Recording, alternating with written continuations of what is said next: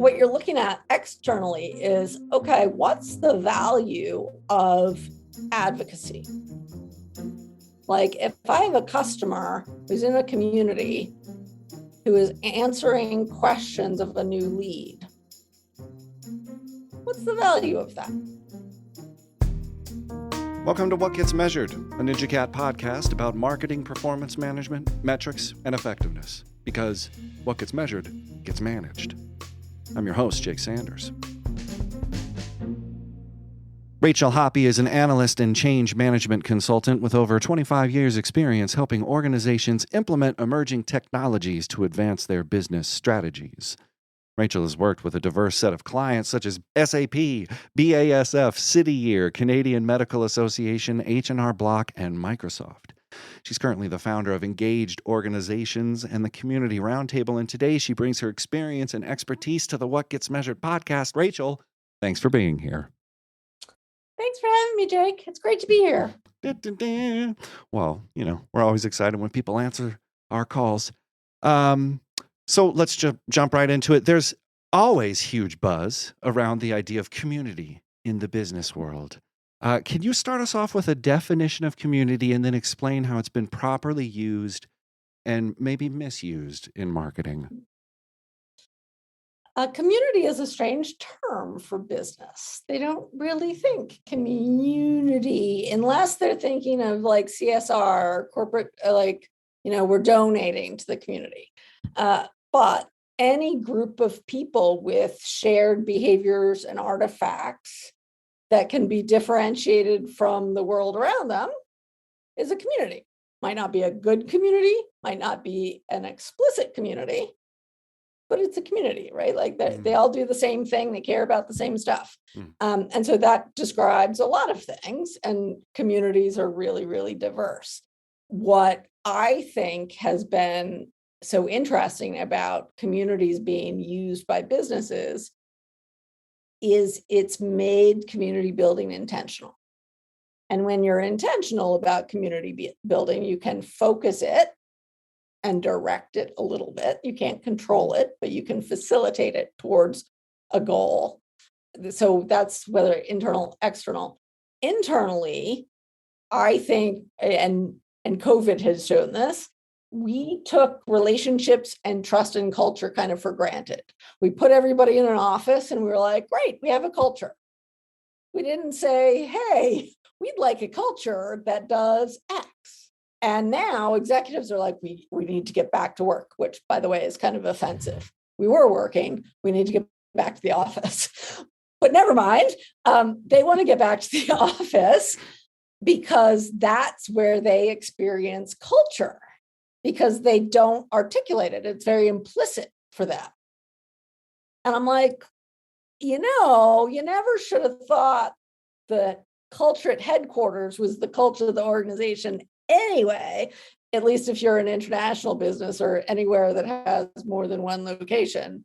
You clearly have now multiple cultures, and most people, our executives, are saying we want one culture to like really align the organization. Well, you need to be a little more explicit about what that means. So that's broadly speaking how I think about it.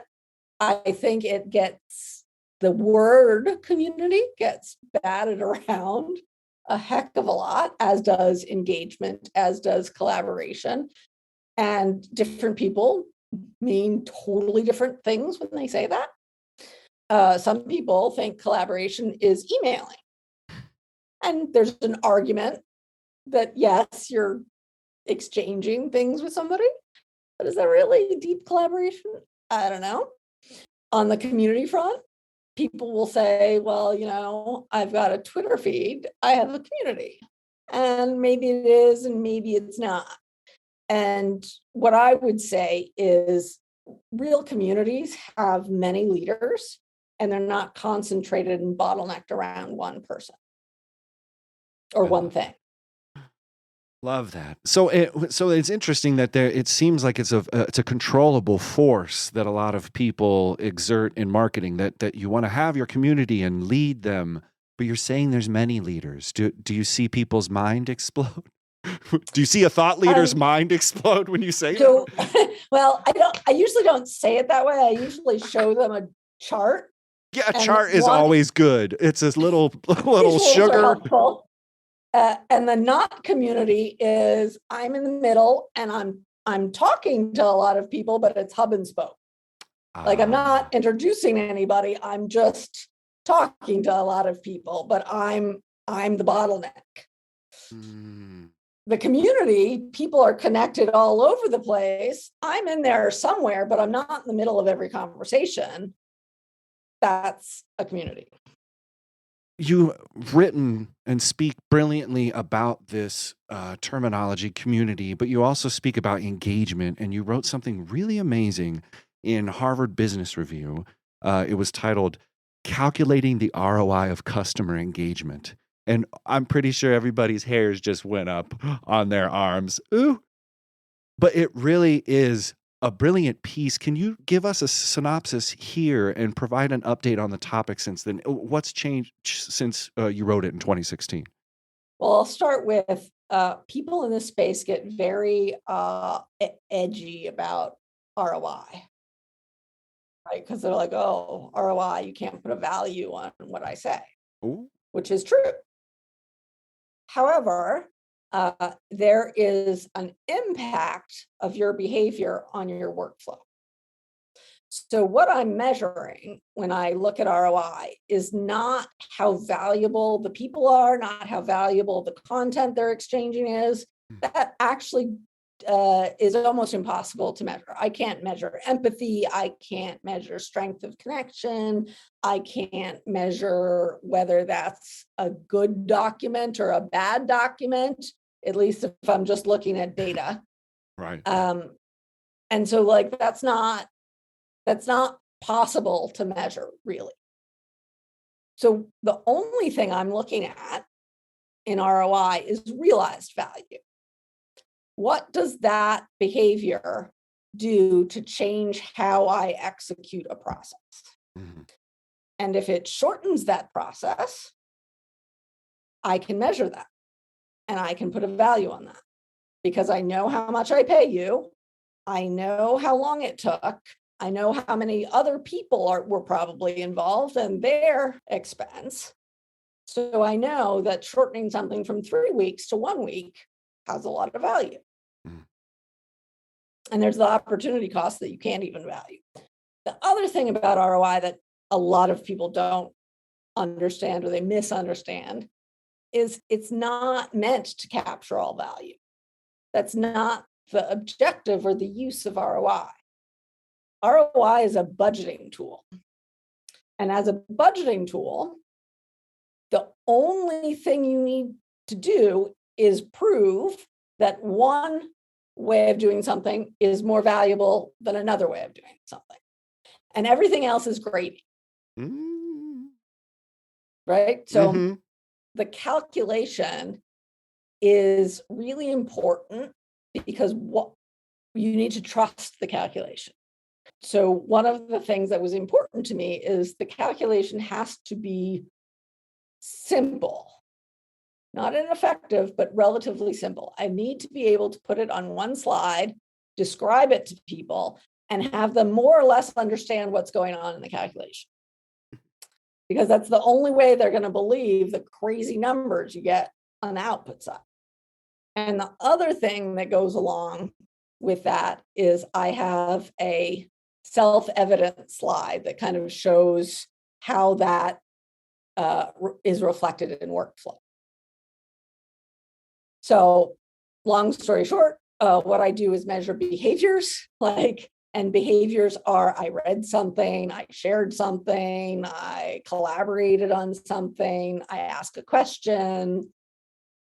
Were you going to ask a question? No. I was just, these are the customers that you're talking about. They ask these questions, and or is this internal too? Or I mean, it could be either, right? So externally, it's more of an opportunity cost, right? Like I don't have to keep growing my support group. I don't have to keep growing my marketing group. I can do more with less. And so what you're looking at externally is, okay, what's the value of advocacy. Like if I have a customer who's in a community who is answering questions of a new lead, what's the value of that? And so then what I would do is I would look at the sales cycle. And I would say, okay, if a prospect can come into a community and get all the kind of dumb things answered, that's potentially a week or two of a salesperson's time on the B2B side, right? If they don't have to waste that time going through the cycles of answering repeatedly the same question, they can focus their time on qualified leads, and those leads can self-qualify in the community. And so now I've like wiped out a huge, massive amount of cost because I'm never talking to people who are completely not interested. That's hard for salespeople to get around because they're so acculturated to, I need this many leads because I have this percentage take rate, and that the community, if done well, would change that. And it's hard to, again, get your head around. But that's an example of applying behavior to a workflow. So I love that. And maybe you hinted towards this, but they always talk about customer acquisition cost. It's real high. But are you saying, maybe I'm walking down a primrose path myself here, but are you saying that community could reduce customer acquisition cost and increase LTV, lifetime value? So they love those things. So maybe speak towards how, is that the ROI you're talking about, or are those acronyms exciting to you, Rachel? What do you have? Well, the acronyms, I'm not actually, well, sometimes I play a marketing person on TV some of the time, but I'm not really a marketing person. Really? But, are you? You really are, though. Really? It depends how you want to define I know. it. I'm a marketer, so everything's marketing. So everything is communications. Here we go. Anyway, we can have a smackdown about that later. Yes, please.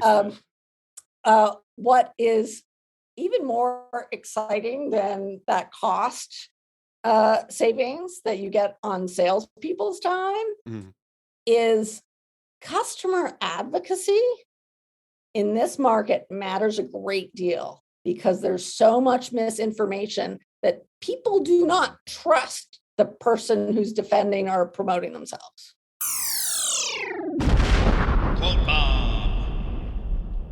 Right? Like there's so much cynicism because of the massive amounts of misinformation. Even if you're not doing that, you're dealing with a population who is very cynical about the data they're getting or the information they're getting. Right. But if I can be connected to another customer who actually shares my context, and I say, well, does that really work? And they just talk me through it, and they're not bullshitting me. They don't have like this pretty little like marketing content. I often say perfection is the enemy of engagement, right? Because like there's nothing for me to add there. It's already perfect. And it's not authentic, right? I don't really trust it. It's been sent through 3 agencies and God knows what, right? Proofread how many times? Yeah. Right. Yeah. And it's kind of entertaining because it's perfect, but it doesn't necessarily give me the warm and fuzzy about like, this is really going to impact my business.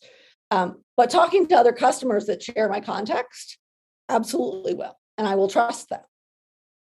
You've also spoken about the importance of business leaders being proficient in other domains outside of their vertical. And in particular, you mentioned IT. How does a technical skill like IT transfer into stronger management strategy? There's a dearth of people right now a dearth of people. I love a good dearth.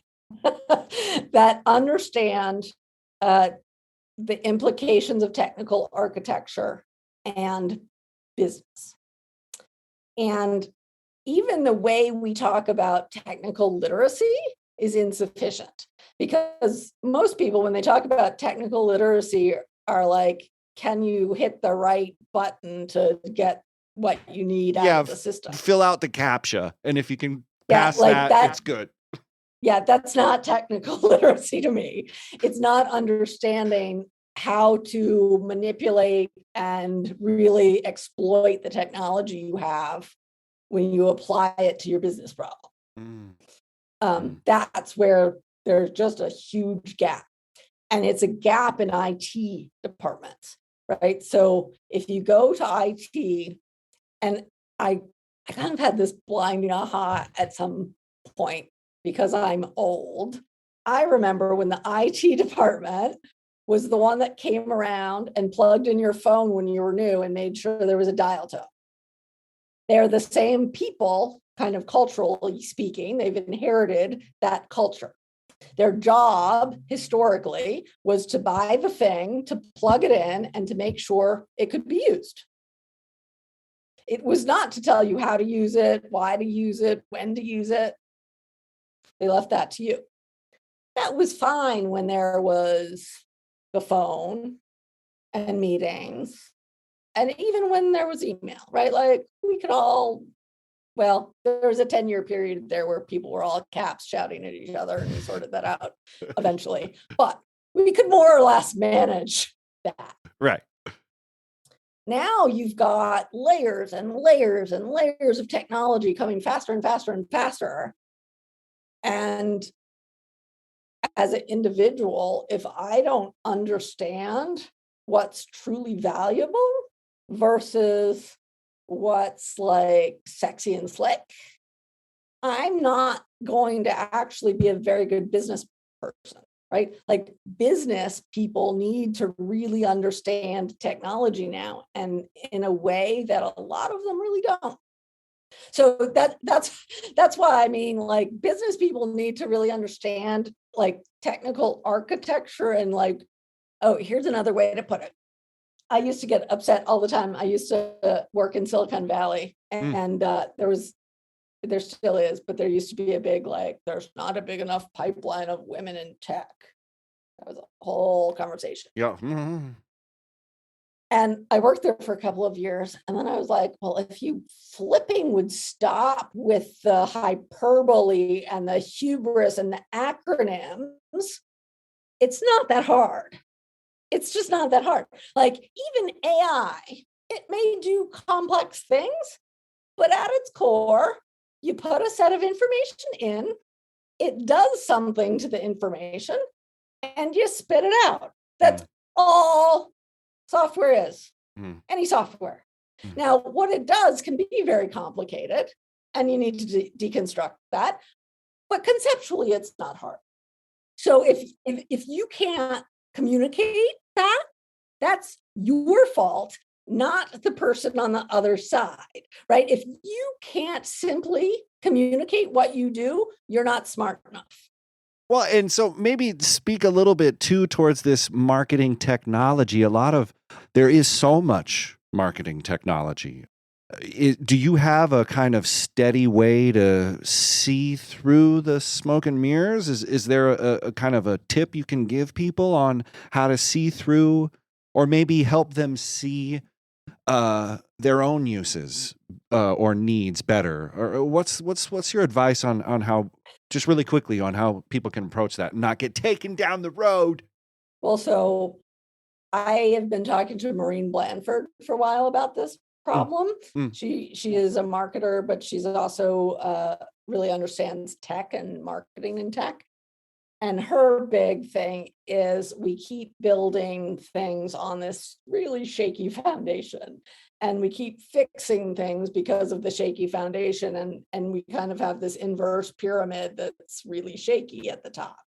And marketers actually can't even get decent information out of the top. And now they have a gazillion pieces of information, none of it particularly helpful. So that's the macro lens. the more specific lens is when I got into communities and I was looking at behavior. Well, so first I started trying to get my clients to build dashboards based on these behaviors, and they really couldn't. And I didn't understand, I was just confounded. And I kept being like, it's not that hard. I've simplified this all. It should be really easy to get the data. And they couldn't, and they couldn't, and they couldn't. And then we had a client, a very large company. They sucked all the data out of their CRM, all the data out of their community platform, and re-architected it, and then could produce data. And they were doing this, and I was like, why are they spending all this money and time and whatever? And then I had one of those holy crap moments, and I was like, oh, you know why they can't do this? It's because the join codes in the databases of most fundamental IT systems are content and transaction, not people. So I cannot measure the cycle time and the behavior chain of a person end to end. And that's the only thing that matters. I need to shorten that time is usually the goal. But I can't, you literally seize up the system because the join code is not the person. And so again, we're building all the software on top of this foundation that doesn't give, if we just had that data, it would be really easy to segment our audience and say, oh, these people, they really like podcasts. And once they have a podcast, they want a real conversation with a real person. This other crew, they like reading, and then they'll talk to each other, and we treat them differently. It would be a much better segmentation strategy, because now I would know how to match people coming into my pipeline with behavior like theirs. Also, by the way, Facebook, where people spend gazillions of dollars, lots of money, doesn't give you behavior data, but they know, and the difference is their margin. So besides dropping all of these bombs, do you have a transformational story about data and community, like an anecdote where this stuff has happened and you've seen it, a Cinderella moment where things just clicked?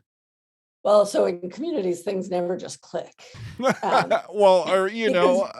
trying to change the culture, which then socializes a new behavior. So that and it's why most companies can't invest in community, because they can't figure out second and third order influences. So they just want the direct, and they can't wait around for the second order stuff, which they'd save a lot of money if they could just be a little more patient and build whatever. But I did have a client, Heather Osmus, I'll name her because I met her when she was working at Johnson Controls, and she was a young community manager, but smart, and she was taking some of our research, whatever. She moved on to another company, and because she had learned so much, she was starting a community, and she knew how to build a community because she had experience and she had learned a lot. And she was one of the few clients of mine that together after a year of this community, she brought me in and we did a historical month-over-month ROI. And you could kind of see the compounding value, even though it looked minuscule, relatively speaking, because it's the front end of that tail, right? And then we projected it out based on historical growth. And we did a high and a low end projection, right? We did if growth stays steady, this is the line. If we lose some momentum, this is the line. And if we kill it, this is the line.